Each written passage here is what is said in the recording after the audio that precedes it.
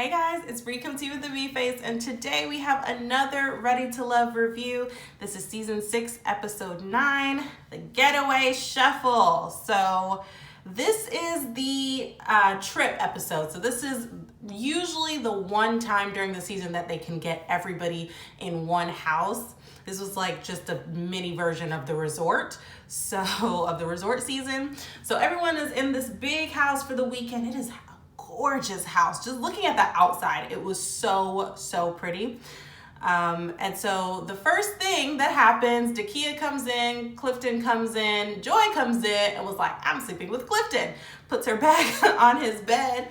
And people are asking Clifton, whose bag is on your bed? This man is acting like he did not just have a conversation with Joy. Like he didn't know that Joy was in his room. I was like, stop lying. You know good and doggone well that she put her bag on your bed. Anywho, Tommy comes in and tells everyone that Tina is having car trouble, so she'll be going later. She'll be there later.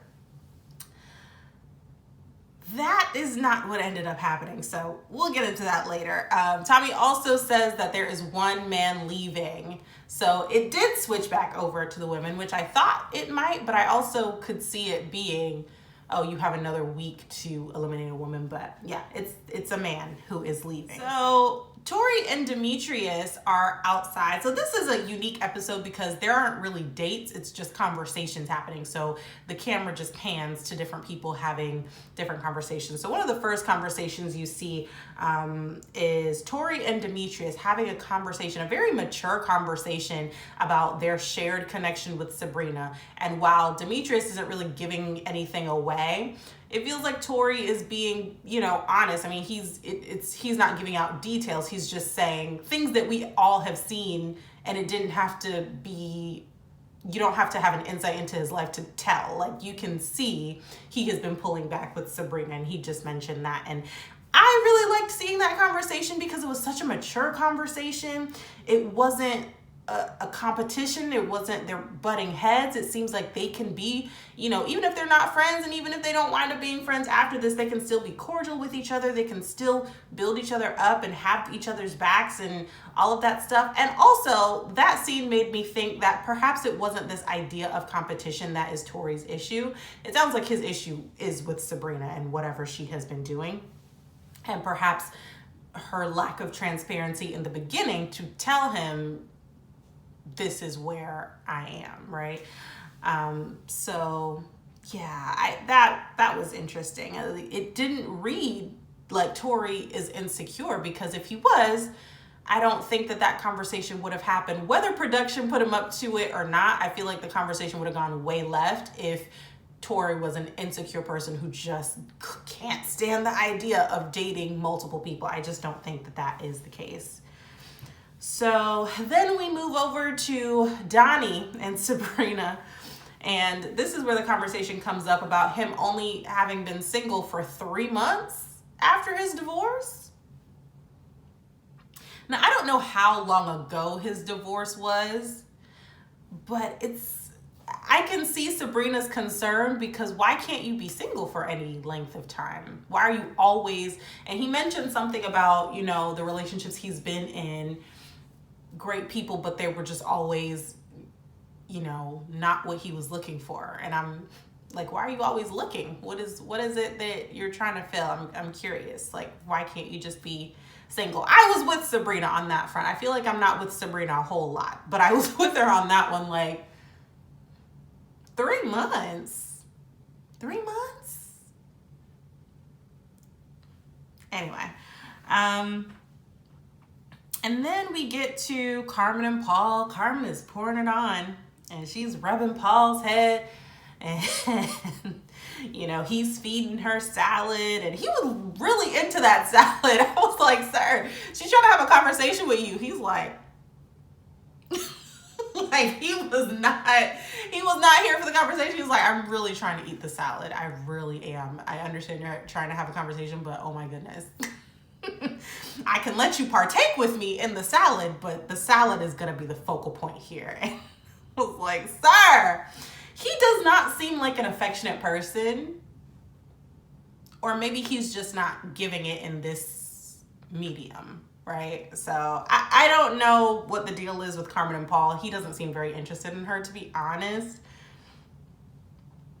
I don't see that going anywhere. And at the end, when Carmen said she couldn't decide, I was like, why not? Donovan's giving you much more energy than Paul is, unless Paul is giving her all the energy off camera and Donovan is not doing that. And I don't know. I don't know the answer. But yeah, Paul does not seem to be a very affectionate, or not even not that he's not affectionate. He doesn't seem to initiate affection. That I feel like is more accurate in this space.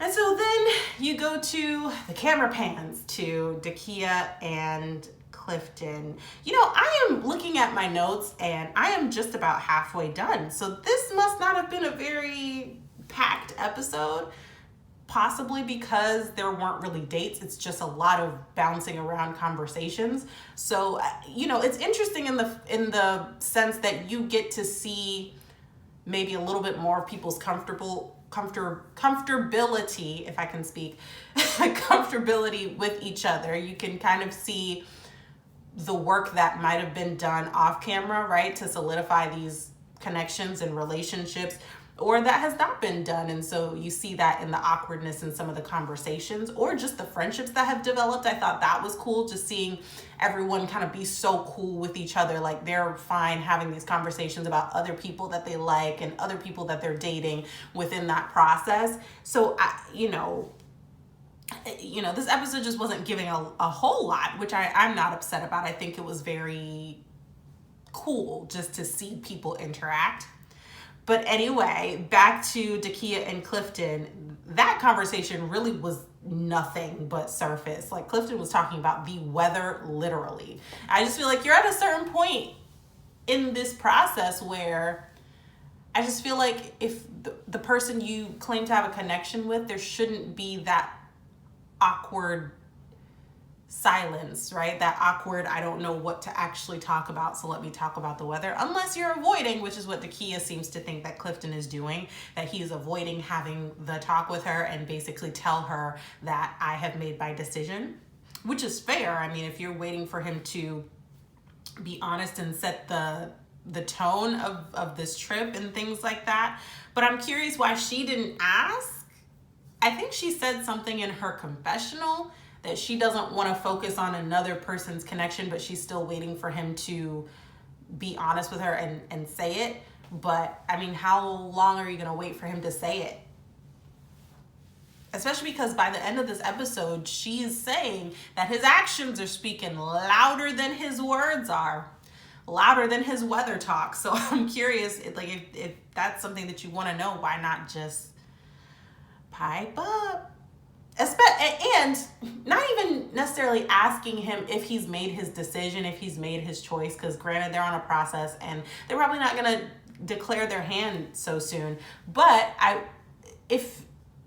especially the bed situation, if you are dating someone and you find out that they are sharing a bed with someone else right in front of you, not even trying to hide it, but still calling you a connection, I don't know. Isn't that something that you would bring up? Isn't that something that warrants a conversation from your end and your perspective to say, that made me uncomfortable, and that makes me wonder where I stand, because clearly it's not in the same room with you. So I don't, I feel like that would have warranted more conversations. I guess I don't know why she wouldn't have brought that up to him. And so then Donovan and Carmen are, Joy was talking to Donovan, and then Carmen comes up and is like, can we chop it up? So Carmen comes and puts her legs on Donovan. Listen, we know Donovan is fine, but he knows how to turn it on in an instant. Oh, he does, because Joy also had her feet up on Donovan, and he was just, how guys sit and they just lean back, and he had his little drink in his hand or whatever, and they were just chilling. Joy was sitting there with her feet on his lap, and they were just chilling. Carmen comes up, puts her feet in his lap. All of a sudden, he starts rubbing on her leg. I said, sir, you know how to flirt. No one can say you don't know what you're doing there. So he knows how to turn it on. And that was, I guess, giving her what she wanted. So that conversation didn't, there wasn't really anything. They were joking around, and I think she was asking him how he is moving forward with his connections, if he's having time to spend with them and deepen those connections. And of course that line, well, we here right now, aren't we? Sure, yeah. I do think, and I will say, maybe it's because she doesn't have beef with Sabrina in particular, but she did mention to Donovan that she knows that Sabrina is also one of his connections. And she was like, she's a beautiful girl, great girl. And it really would just depend on what you want. It's not about, you know, who's better. It's just who's a better fit for you. And I was like, maturity. That is interesting, and did not I mean, not that I didn't expect that from Carmen. It's just maybe she just doesn't like Dakia specifically, because she comes with all of the smoke for Dakia, but she had none of it for Sabrina. So I don't know what that was about. Who knows? And so then Tina is still not there. They show Donovan trying to call her, leave her a message, and yeah, she's not answering. She's not texting anybody. She hasn't let anybody know anything. And I feel like if it was something as simple as car trouble, that can easily be resolved. Because I would imagine that all of you are leaving around the same time.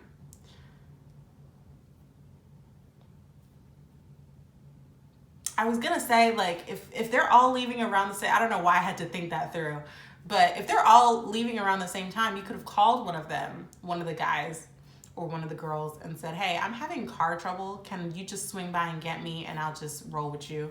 Maybe that wasn't the issue. Maybe it was more something with her kid, because she does have a baby. And that might have been the problem, or maybe it was something else entirely and she just couldn't get there. I just feel like there's so many ways that this could have played out if it was just car trouble. I just don't think that that's what it was. Even if it was exactly what you said, or even if it was just something else entirely happening, you know that people are trying to reach you. You know that people are trying to reach you. You could have called production and told them what was going on. People on the show are trying to reach you. Paul has mentioned that he has not heard from Tina. He has been trying to reach out to Tina, and Tina is not talking to him. I don't know if, so maybe the confessionals make it seem a little more intense than it is, but it seems like Paul's feelings are really hurt because he really likes Tina and she's just ghosted. So I don't know if it's just because in the confessionals, producers are just like, well, what do you think about Tina? And then Tina, and then Tina, and then Tina. But every time you see Paul, he's talking about Tina, like he's stuck on her. I don't know. But the point being, she is MIA, hasn't responded to anybody. Donovan is trying to reach you literally in real time, and you're still not, calling back, texting back, letting anybody know anything about your situation, and people are probably worried about you too. So yeah, I didn't get that situation, but there were a few Tina conversations. So the guys were outside. I'm sure this was all orchestrated. The guys were outside talking about Tina, and most of the guys were just basically like, she does not seem connected to this process. She doesn't seem invested. She's been very distant. Tori's just like, there's just no connection there in general. But the guys are just like, she's not present. Paul is very clear that you make time for what you want to make time for, and she has not made time for him. Correct. And then you go inside and the women are having a conversation in the kitchen about Tina. But Joy is basically like, what does that have to do with me? Because my connection is not with Tina. And I think that was what, I think Carmen was basically saying about Tina, we're cool, but you're missing out, right? Like you're missing out on this opportunity that you have to get to know these guys, deepen these connections and all of that. And, you know, everyone is, of course, like, I hope she's okay. But at the same time, what are we going to do? You have to take some accountability for your own stuff. So Joy gets an honorary mention from me because she is good in any hood. And I was seeing just clips of Joy making her rounds with the guys and just chit-chatting. And it was really funny because you know for a fact she does not feel romantically for anybody in that house except for Clifton.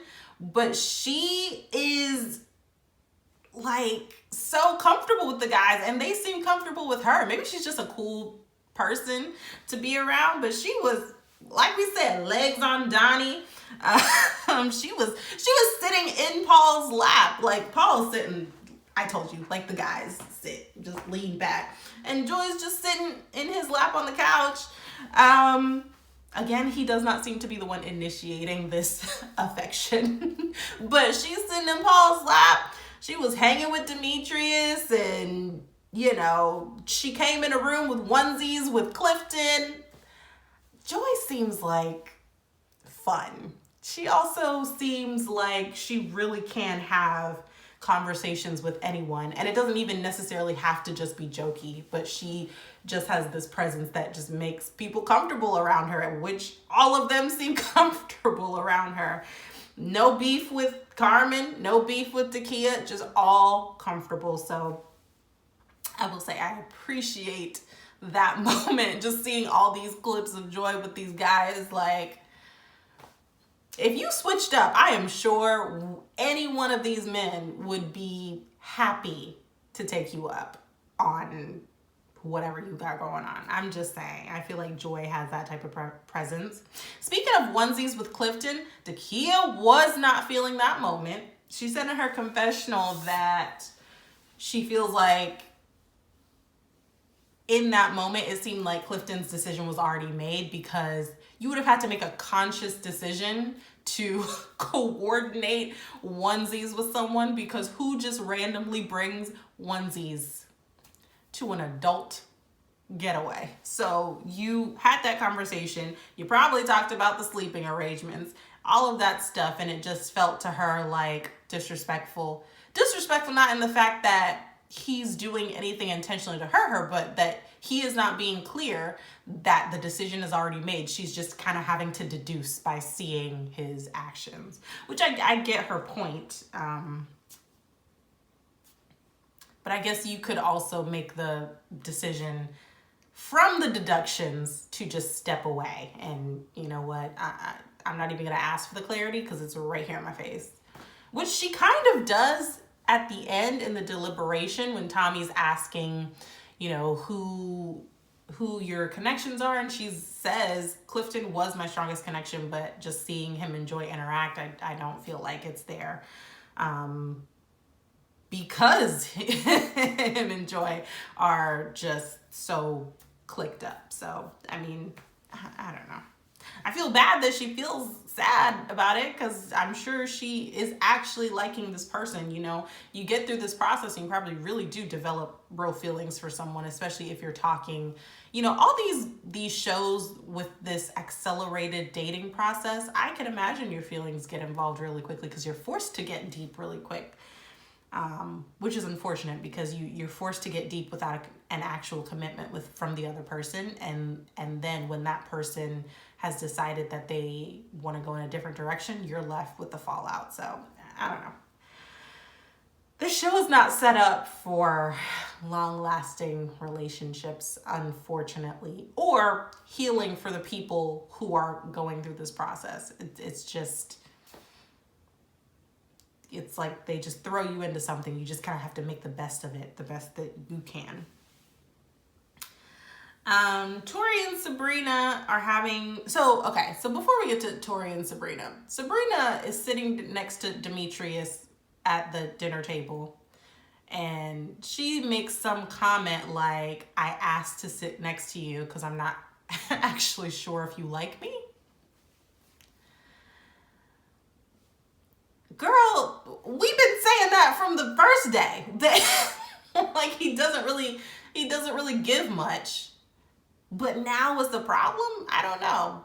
he said he was pursuing you. It don't look like he has many other connections, so I don't know what the problem is. Now we can get to Tori and Sabrina. So Tori is talking to Sabrina, and she basically does not see a romantic connection with Tori anymore. I think that he has not bounced back from the truth or dare, and he's mentioned that several times throughout this episode, that it was just seeing it play out right in front of my face. I just haven't been able to get back to that place with her, and it manifested here. She kind of pieced out because she just didn't see it anymore, and I think she felt his reservation after that event, and they just couldn't get back to the place that they were. So it is what it is. I was surprised that they were still trying for this long, honestly. I was surprised that he invited her to meet his best friend. I mean, they don't seem like they're in it anymore. Even with the ex date where he was meeting Sabrina's ex, the man asked him point blank, can you see this afterward? And he said, not right now. No, I can't. So I don't understand why it took this long, but it's good that they actually cleared it up and got it out into the open. So good for y'all being mature adults and having clarity.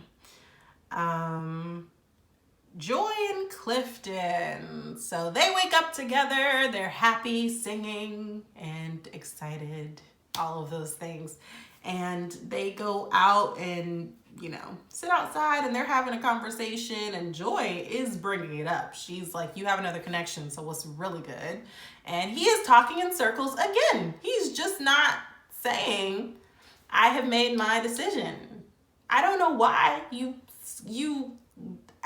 I don't know if you can't tell that by the way that you're acting, you did make a decision, because you didn't take into account how someone else, your other connection, would feel about you sleeping in the same bed, waking up next to this person, and you not spending that same amount of time, that same intentionality with that other connection.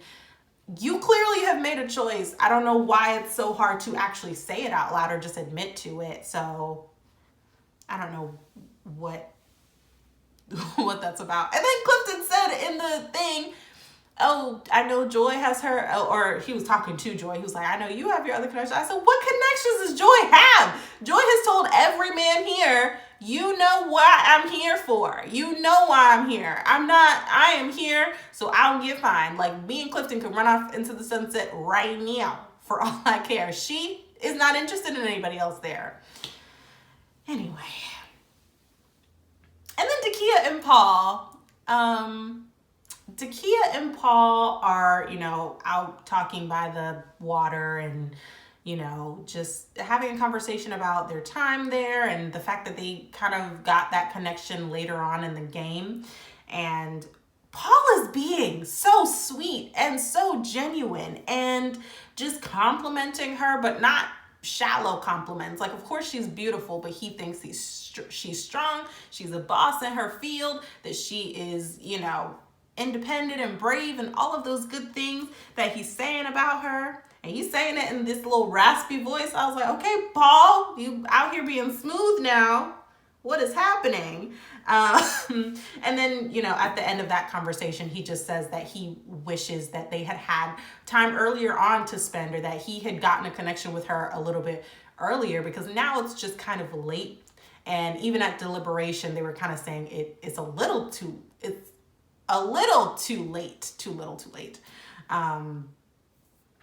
But during that conversation, Dakia is like tearing up. I mean, he is really affirming her in that moment. So she must really just appreciate it, especially if she's having such a hard time with the Clifton situation. I can imagine just in that moment for him to be so affirming of her and for him to see her like that. It was probably just emotional and a little bit overwhelming in that moment. So I appreciated Paul for that. I was like, kudos. I really liked that moment, and just seeing that he was so sweet and genuine.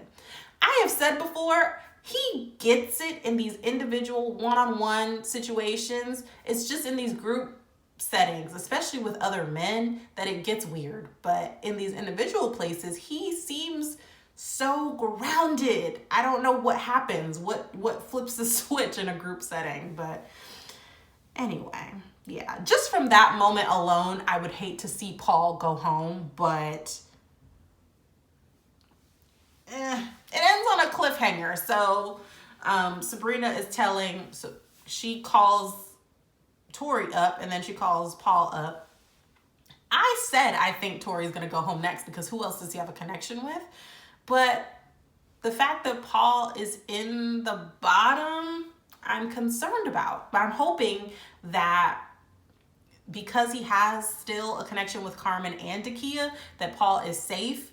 But I don't know if they might just give a little curveball and keep Tori around. But I don't understand why he would stay. His other connection was Ace, and she is no longer there. His main connection with Sabrina, she's not there. And maybe Dakia's a little bit interested, but I just don't see that actually going anywhere. They seem to be on completely different planes. Like they wouldn't even cross. So I hate to say it because I do like Tori, but I hope it's Tori that goes home and not Paul. We will see in the next episode. So in the previews, Dakia does have a conversation with Clifton and is basically just telling him, you know, I wish you would have been clear with me. I wish you would have told me what your decision was instead of me seeing it play out in front of my face. This is really not pleasant. And then she actually goes outside and starts crying, which unfortunate. Again, just the way that this is set up for you to be so accelerated in bearing your feelings to someone and getting invested with someone who has not committed to you. And then you're left with all the fallout from what happens after that. It's unfortunate. There is a little steamy hot tub scene with Clifton and Joy. Not surprising. Tina has made her appearance. At that point, child, I would have called it a duh. Like, I would have just left. Is that the right thing to say? You called it a dub, or is a dub a win because of the W? Or is dub like 0? I would have taken the L on that one. I'm not as hip as I think I am. I would have just taken the L on that one and not come, because at that point, what's the point of showing up? Like, people are going to be upset with you. And it seemed like people were not feeling her showing up. Like, it seems like people just did not want her to come, because why are you here? You can't call anybody back. You can't let anybody know that you're okay. You can't be honest about what's going on. So I'm curious to see what excuse she gives for not having shown up when she was supposed to.